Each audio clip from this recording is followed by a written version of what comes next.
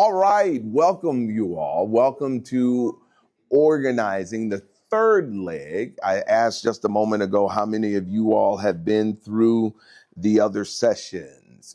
The first session was all about setting your goals based on SMART. Who knows what SMART is? SMART. What's the acronym stand for? Oh man. Oh, no, Rob, you good. Just hit the button. You good. Come on, I'm gonna need you over here. No, we're good. Yeah, I want you to come on over. Now, I want us to level out here. I got a lot over here. I want a couple more to come and sit over here with me. Come on over. All right, so the first leg, this is the third leg of organizing. The first leg was all about vision, setting it based on SMART goals, right? Looking at something that you might see deeming necessary to have an impact on, whether it be in your communities and your neighborhoods. The second one was all about change, right? Change, and not just change, but the 4 modes of change led by Nate Tubbs. And he talking about change when you looked at changing to, changing for, changing with, and changing by. Right? So I am all about the third leg. And we think about this third leg, last leg before your activities start for the summer. We're all talking about deploying, getting you out. And I am going to take you through experiential learning and it's called All Together Now. It's called All Together Now, turning vision, though, into action.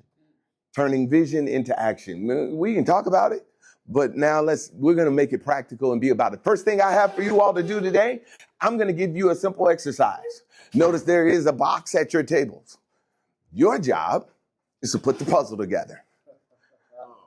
Your job is to put the puzzle together. Work together at your tables as a team. Use anything that you can utilize within the group, within the room. Take a note within the room and put it together. I'm giving you 8 minutes. Start now. You can utilize anything in the room to help you complete this puzzle. Anything in the room. Anything in the room.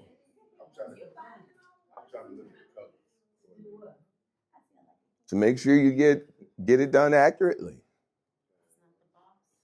That is the box. I promise you that's the box.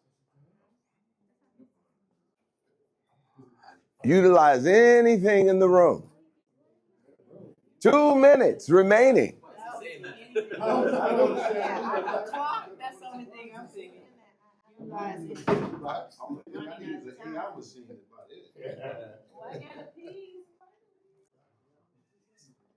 Five, 4, 3,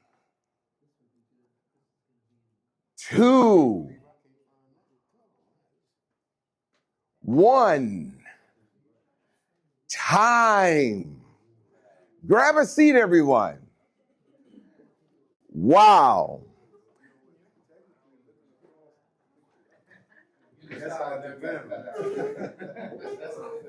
Wow. So I got a question for you about that exercise. How'd you feel? Unsatisfied. We didn't finish. Unsatisfied because you didn't finish. How'd you feel, Mauricio? I felt rushed, but You felt rushed? yeah. Mm-hmm. Needed more time? What else was y'all feeling? Frustrated. Frustrated. Why? Why? Probably because of the pressure and the time to try to put it together. Love that. But also, I felt a connection because we was all had a common goal. Like, hey, look, we try to figure this out. So, yeah. So it's interesting because this exercise was really simple. It was to give you a firsthand knowledge of some of the things that you have to deal with when it comes with everybody working together towards seemingly a simple goal. You never would have accomplished this goal.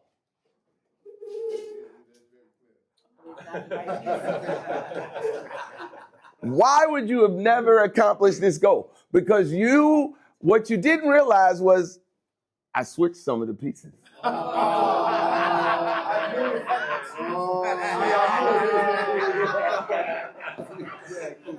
It was so interesting because Nate came in. He was like, why does he keep saying use anything in the room? Yes. That's what I kept thinking is I'm missing something. I'm missing something. Terrell, go ahead. Yeah, I kept thinking I'm missing something because you were saying use anything in the room. Yeah. But I couldn't move past. I couldn't leave the table because we had the job to finish. And Yes. so I was like, what am I missing? I'm just trying to like look on the floor real quick. I didn't think about seeing them as a team instead of. I thought of Robert. All I thought was when he said, let's just focus on some certain areas and everything. Just focus on those areas that he can focus on. Isn't it interesting how we can be so close yet miss such obvious things that are right in front of us, right? Now, it was interesting. I believe it was Mark. He started walking around. I was like, he gonna get it. And then he started looking on the walls. Were there anything else? Now, it's interesting what I heard you say, and I found it intriguing because what she said was, we needed bigger pieces for this short amount of time. I said, wow, that's interesting. How many of you all have ever heard someone look at what when it comes to your projects? Prime example, I got to hurry up. Prime example, I said, I want to do a fundraiser. It's all for my youth, and I want to do a raffle. I had two guys call me right away. I said, I want your ideas as well on what do you guys think we can work? We need to raise funds for our convention that's coming up. And all I heard, I said, I'm looking for ideas. All I heard was, well, I don't know. One guy said, well, I don't know. What do you think the church folk gonna think from the southern region? You're using the word raffle. All right, they fine. You get that? And I said, I'm still looking for ideas, right? Looking for ideas. How did you feel when Mark got up and walked out? I'm missing. I need him. Now, did you vocalize that though? And when he came back, how did you feel? Feel like I had a chance, a better chance. How did you feel, Mr. Telephone Guy? How did you feel when I moved you over here? You had gotten all ingrained. Notice we deal with change. And I moved him. He didn't even know it was coming. And I moved him over here. And he was like, oh, okay. I feel like I need to be over here. No, I don't feel out of place too. If you just moved me after a few minutes, I'd have been discombobulated. So overall, what did you all think? This is firsthand, hands-on experience. That's what we're going to go through over the next few minutes, talking about looking at an experiential learning, experiential view of how do we move from vision and planning to actual mobilization. Some of the things that you're going to deal with in just a few days. Your plan that you've been working on for a while. What you've been thinking, who's going to work, who's not going to work, what resources I have, going through divergent process, brainstorming and so forth, going through convergent process. Let's hammer it down. But now it's time to put it in play. I believe we're in the deploying stage now, right? So right now, it's all about moving into action. Where are you in regards to what you've been working on? In regards to who are the leaders? In regards to where are your resources? In regards to what's my obstacles? All of these things that you should be looking at. Is there change I need to consider? Where's that change coming from? Has someone dropped out? How many of y'all had scenarios where you hear on the front end, oh, yeah, let's do it. And as you get closer to it, they disappear. Anybody? All right. So now I want to go a little bit further. What roles actually emerge? And I want you all to think about it. This is really what I wanted to give you, an opportunity to look at it hands-on. What's it like when it comes to just goal setting, and then moving it into action? Because y'all moved. You did simple exercise, puzzles. You got 8 minutes, put it together. Y'all jumped in on it. What roles emerged? Well, in some cases, a leader, I don't know who it was in this group. How did you identify? Did you have someone that just stood out as the leader right away? Terrell. What made him the leader to you? Well, when he was telling us, let's focus on certain parts of the puzzle. And he takes certain colors or whatever, Mm-hmm. come together. He's giving you practical steps. Okay. Who identified as a leader over here? Well, I think we kind of took a different approach. We looked at certain things that need to be done. We said, hey, I'm going to take care of this. And everybody grabbed the part. Mm-hmm. I think I was more collective. That's my opinion. I think we were more collective. Okay. She was sitting down, and she was kind of a calm one and kind of just doing the work first. So I think we kind of followed that lead, but I think we all did work together. Say that last part again. But then we all did work together. And then you all did work together, but she identified as that worker. She would. How many of y'all know some folks on your teams that, you know what, I don't need to lead nothing. Just give me something and I'll get it done. Y'all know some folks like that? Yes? Okay, go ahead, Mark. What were we going to say? Well, I was just saying the spirit of openness and warmth. But that's what we get in the African American community. Mhm. Is such strength of we're not going to worry about the end. We're going to get along too as we do this. So I was picking up on the spirit of the group. The spirit of human nature is really, when you think about it, to work together. Human nature. But then sin comes in. I'm sorry. Go ahead. We did say we started identifying how we felt when we were doing it. I'm getting frustrated. So what Right. Was that going on over here? Not really? Okay, interesting. So let me ask you this. Thinking about that, how important it is for somebody to be transparent enough to say, I'm not comfortable Very. in your groups. Let's talk through that for a moment. Do you set that up in your talking about some of the things, approaches that you're taking, decision making, great transition, approaches that you're taking? Are you making decisions to a point where it truly is collaborative, where people feel safe enough to say, I'm not happy with that decision. I'm not comfortable with the methods that we're doing. I don't necessarily know I agree. That's what the two young men that felt, to tell me. I have no problem. I'm glad that they felt comfortable enough to tell, hey, President Purkett, I don't know if we should do this, right? So talk about that. What intentional steps are you doing to make sure that the people that are in your groups are feeling safe, feeling comfortable? Well, I think there was already an atmosphere of it already because he, said what he felt. Right here. This gentleman here? Yeah, because he just came in and everything. He said, he just came in.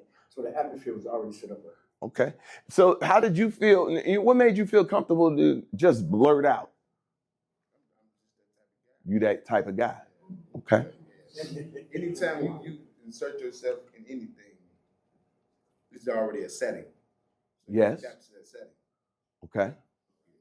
Well, challenge there, because that's not necessarily accurate. What do I mean by that? Everybody's not an extrovert. Everybody's not the person that say, you know what, I got something to say.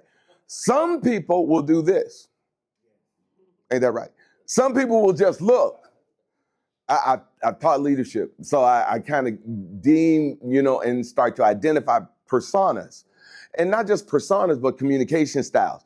There are some people that will take charge. And you got to be careful. That's a good thing until it's not.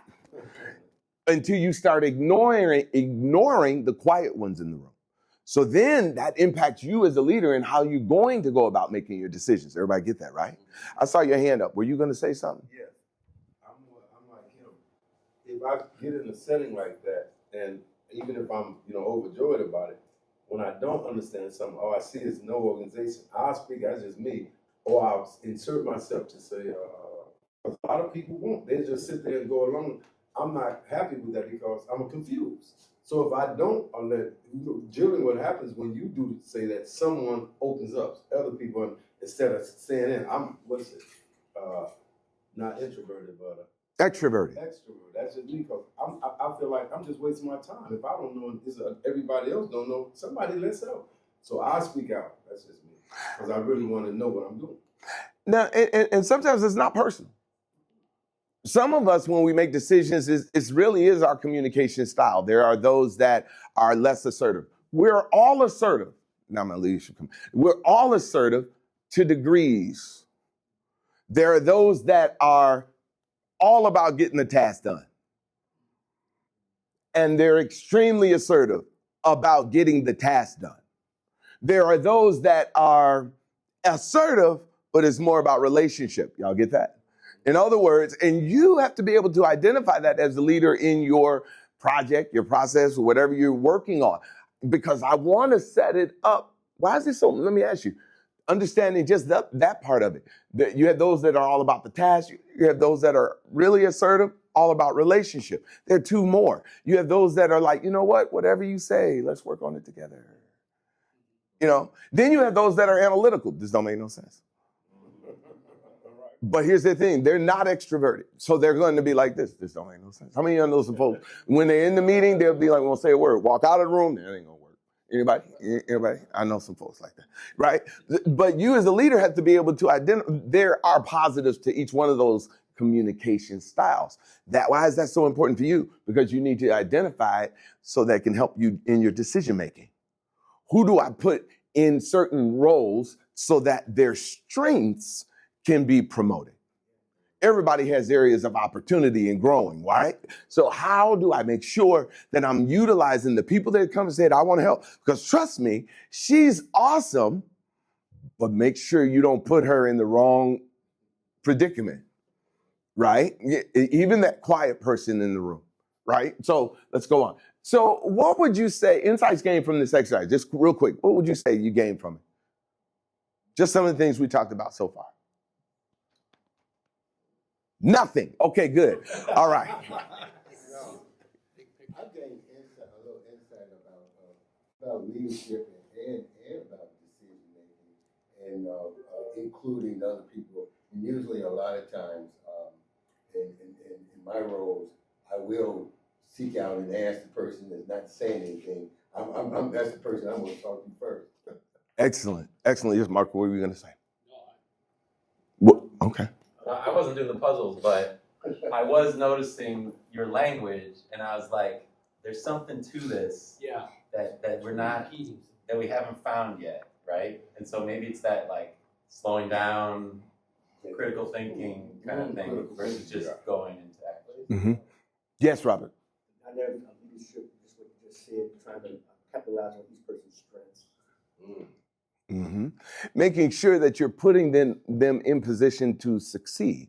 Because trust me, you as the leader, they identify you as the leader. And if you put them in a position where their strengths aren't being utilized, then they might fail. And then they're going to blame you. And more importantly, they'll never, volunteer again. Y'all get what I'm saying there? They'll never volunteer again. So it's important for us to understand that.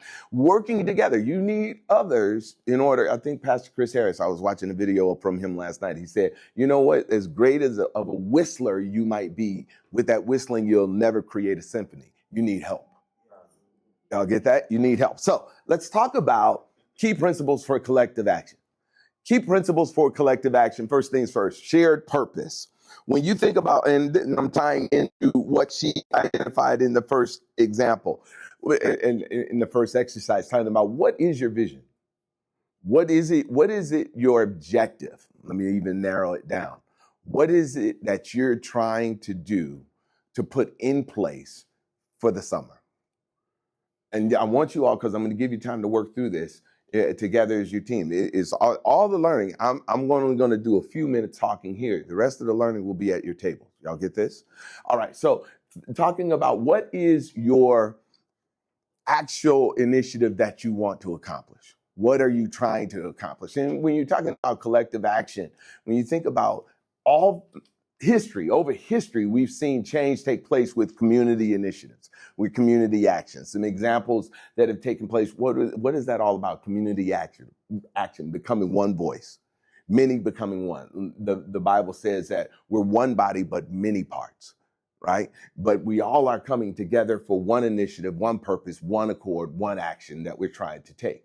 And with that, what have we seen happen? When you have communities that come together and they're working towards one initiative, one purpose, one goal, we've seen wonderful success. We talk about civil rights. Everybody came together, one purpose, right? We've seen it even, well, give me another example. When you're talking about community action that's taking place where everybody came together for one purpose and it was successful, what would you say? Just say gathering in the community, feeding the community, basically.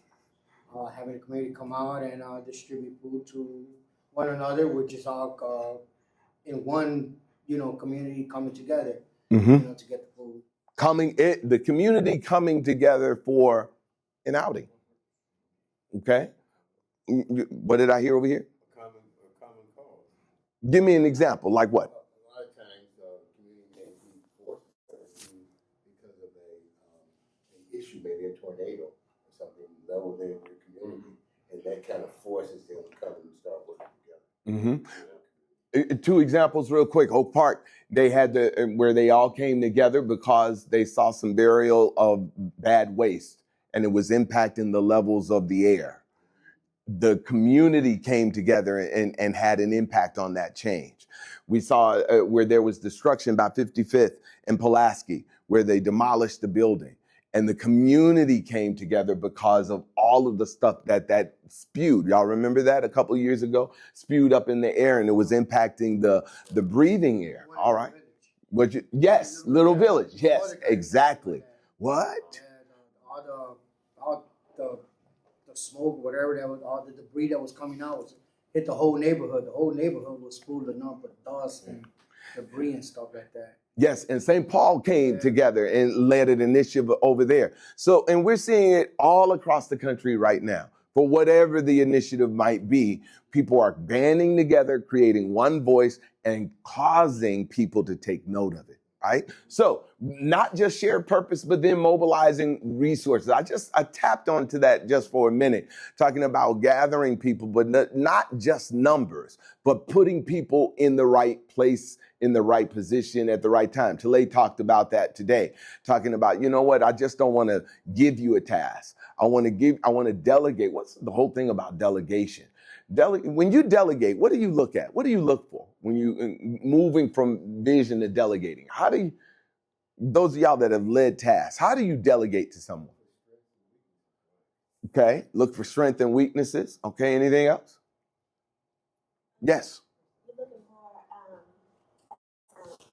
capacity or ability, like you want to delegate to somebody you know that can handle something, not to someone who, doesn't know what they're doing. That, I don't know if you understand what I'm saying. yes.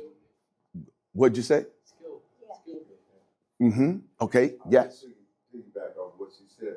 I'm looking for really the initiative. Who's, from their own point of view, who's taking initiative, who wants, because that shows me who's more into the project than not. I'm going to come back to that. And that want is very important. Yes. Yeah, we all have a common purpose. Okay.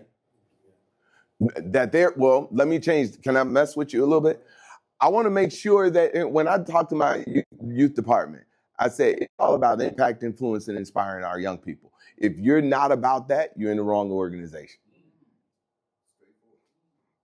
My mantra is impact, influence, and inspire one mind at a time. If you're putting anything else that's beside that about something else, Tale Thompson did March for Peace last year, 2024. I can't tell you how many people converged at the last minute with other points. Y'all know what I'm talking about if you were there. Other initiatives. And we had to rally people back in. Hey, no. This is what this is about today, right? Because if you're not paying attention to that, that might be a hindrance for you accomplishing your goal. Yes? So is that a common purpose, what you just said? Which part?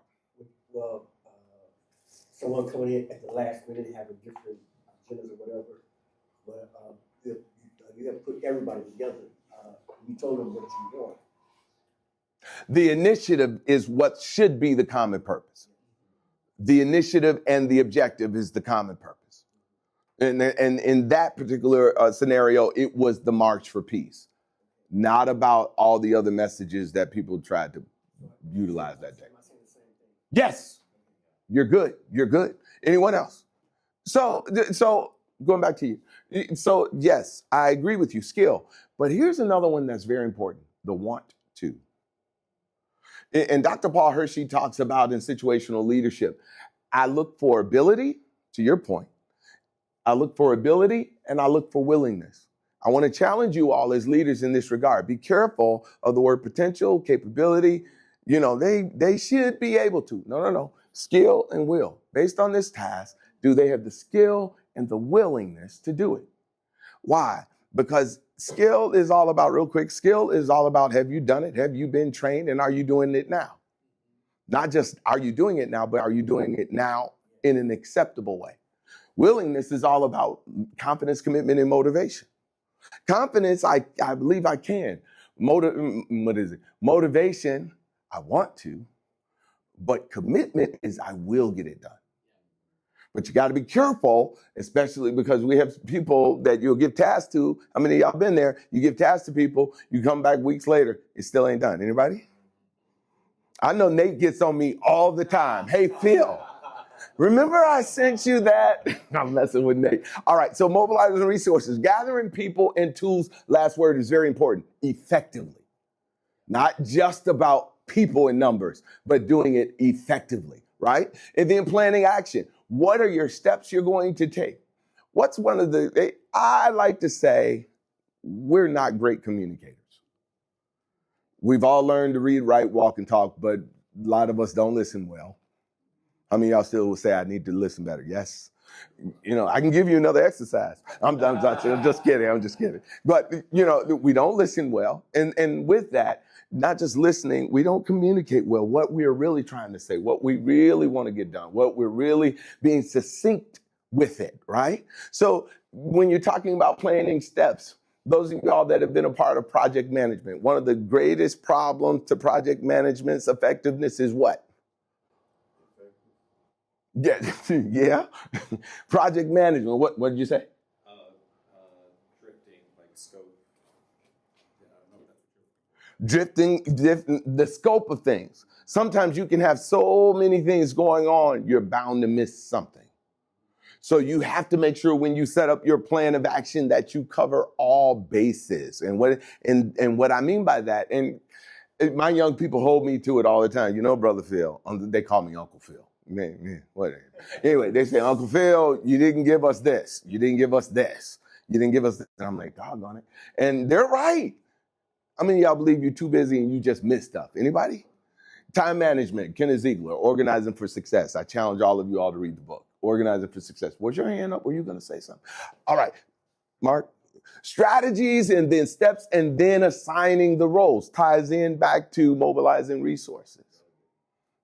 All right, ties back to more mobilizing resources. What does your plan look like? Is it succinct? Does it make sense? Have you missed anything? And then finally, last thing, sustaining momentum. In building faith, hope, and community, this is my 5th year doing it. The very first year, the gangbanger that came on the street, friend of mine, he said, man, this was great. Make sure it's not the only one you do. Yeah. It was powerful to me because number one, he came and a lot of cats came to me later on. They were saying the same thing, dude, that was awesome. Don't stop. So how do you sustain momentum? That's my question to you. How will you sustain on the momentum that you've created based on your initiative that you've completed successfully? Have you thought that through? What are some of your ideas? Real quick, what are you going to do to make sure you're sustaining momentum if your project is successful? Yes. I said milestone. Say again. I said milestone. Milestones. You said milestones. Give me one example. Well, let's say, okay, if we get to, we got these tasks that we identified, straight project management. These tasks have duration. This task has dependencies. This task has time attached to it and resources. Mm-hmm. You know, once we reach that for this task, we've already reached the milestone. Okay. And then we can celebrate that milestone and move to the next. task. Okay. Milestones, great point, because sometimes we look from here and we miss the little small successes, which helps us sustain momentum along the way. I saw these two hands. Yes, Nate. Oh, I was going to say, like, I think the nature of what you're doing matters, because if your goal is some kind of sustainability, like take faithful presence, right? Are you putting all your energy into one big thing? Good point. Or are you doing something that's simpler and repeatable that could be done weekly, that could be done monthly, whatever? And so, but you have to make some choices there, right? Like, how sustainable have you made this thing to repeat it again? Is it duplicatable? Right. That's a great point. I'm going to come to him, down, come to you. Go ahead, sir. My point would be then at this point, since it was a success, I would actually, with my team, sit down and see what made it a success and how can we, most of all, it'd be the interaction. So now we got to figure a way to, even since we got the attention, my thing is like, how can we keep the attention? So the next plan of action would be, whatever we started, how can we make that better? So it's like a lot of going back, reviewing it, as my pastor done at the most events now. We was actually, he just started in the last couple of years, going back and we sit down as a whole and say, what did we do? What did God do to make this a success? And how can we further that? Right. Excellent point. Yes, sir. What he just said, you grow over success, but you also go back and see what were the frustrations that we can minimize to do it better next time. And I think that's the evolution of things. I would say, I like to, you know what? Don't say weakness. Don't say frustration. Say areas of opportunity. Words matter. Life and death. Right? It's truth, right? That's the word. So, and because some people breed off of negativity, right? So, don't get me wrong, but some people, in my presentations course, I challenge people, okay, give me a strength and give me an area of opportunity. Well, here's what they did wrong. Give me an area of opportunity. Y'all get that? All right. So here's what I want you all to do. I'm going to give you 10 minutes. Hopefully I have 10 minutes. Well, we're almost at noon. We can certainly go past noon, but the food will be available now. So, like, do what everyone wants to do. I'm going to give you all the opportunity. If you're working on an initiative, you have people in the room that are boots to the ground right now that are experts in your area. Utilize them. And I want you to focus on, what is your goal? What are you working on? Share with them if you can. What are you working on? What are your steps you're taking? And use them and get them to say, yeah, I think that's pretty detailed. Or I think you're missing something here, right? This is where the experiential comes into play. And I'm challenging you to tell them, I'm thinking of this person and here's why. And based on some of the things that we just talked about, are you synonymous with them? Are you in agreement, in alignment with what their decision making is in regards to assigning that role? And then hopefully we'll have at least one of you that can be able to share one idea and what you all came up with at your tables. Is that okay? Can we do that? Y'all up to it? 10 minutes. Let's begin. Okay, everybody. I've been told I got to shut down. I'm so sorry. But I want to ask you all real quick, what did you all get out of that exercise? Robert says making it practical for you. Okay. Anyone else? What did y'all get out of it? Planning is important. What's that? Planning is important. Planning is important. Yes. Anyone else? Yes. I got out of it that I thank God you are an excellent teacher in your field. I mean, honestly. Thank you. Spend more time in here than now. I mean, from the exercise and everything, you make one think. You make people think about rational decisions. So I thank God. It was very informative. I'm humbled. Thank you. Thank you so much. Well, on that note, y'all making me, because I'm introverted. Figure that out. I'm introverted. Myers-Briggs identified me. I'm ready to run out the room when you start talking like that about me. So, closing inspiration real quick. Never doubt that a small group of thoughtful, committed citizens can change the world. Indeed, it's the only thing that ever has. It's Margaret Mead. If you ever need me, there's my QR code. If you ever want to talk, I'm available. Phil Purkett. That's my card. right there. If you ever want to talk and get insight on that. I thank all of you all for your participation and your collaboration today. I hope your peers have enjoyed peeling back the onion and be successful in what you're looking to achieve. Thank you, guys. Thank you.